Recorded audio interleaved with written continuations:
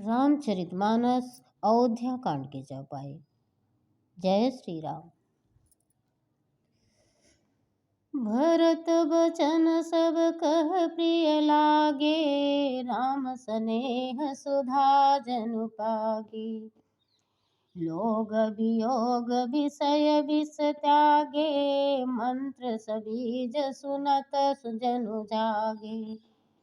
भरत जी के वचन सबको प्यारे लगे, मानो श्री रामचंद्र के प्रेम रूपी अमृत में पगे हुए श्री राम वियोग रूपी भीषण विषय से सब लोग जले हुए थे। वे मानो बीज सहित मंत्र को सुनते ही जाग गए। जय श्री राम।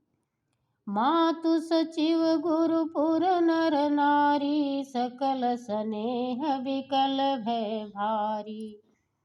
भरत कहई सराही सराही, राम प्रेम मूरति तनुआही। भरत जी कहते हैं, माता मंत्री गुरु और नगर के स्त्री पुरुष सभी स्नेह के कारण बहुत ही व्याकुल हो गए। सब भरत जी को सराह करके कहते हैं कि आपका शरीर श्री राम के प्रेम की साक्षात मूर्ति है। तात भरत यस काहन कहो, प्राण समान राम प्रिय हो। जो पावर अपनी जड़ताई, तुम्हें सुहाई मातु कुटिलाई।